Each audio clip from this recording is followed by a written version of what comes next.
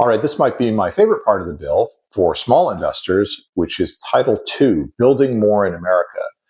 Most of it is about boosting housing supply, but tucked inside is a program that could directly fund repairs on your rental properties. It's called the Whole Home Repairs Program. And here's how it works.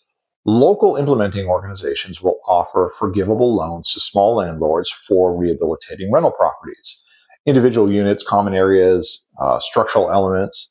And in this case, small landlord is defined as having fewer than 10 rental properties and no more than 25 total units, majority owned by you or your family.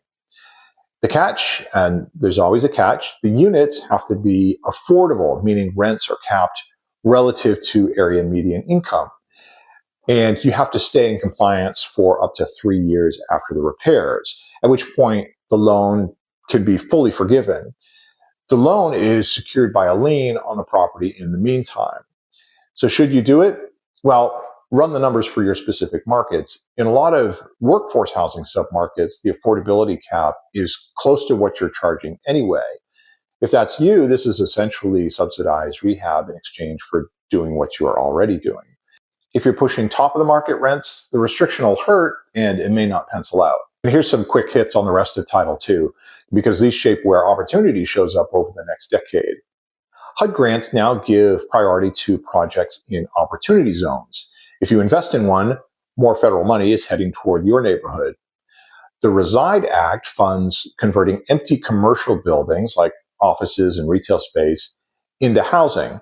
So watch your local market for conversion projects that may change neighborhood dynamics pretty fast. Cities will be able to get grants for pre-approved pattern book home designs, which means faster and cheaper permitting for small multifamilies like duplexes, triplexes, fourplexes, townhomes, and even ADUs. If you build or if you do heavy rehab, then ask your city whether they're pursuing this. And FHA's multifamily loan limits were roughly quadrupled and indexed to construction costs going forward.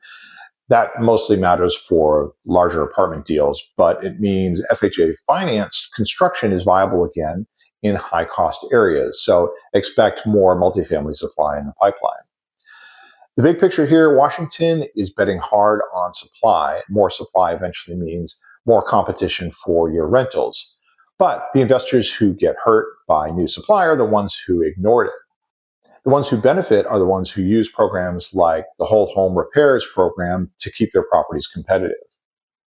Next up, we're going to talk about manufactured housing and the easiest way to finance new ADUs. We'll see you there.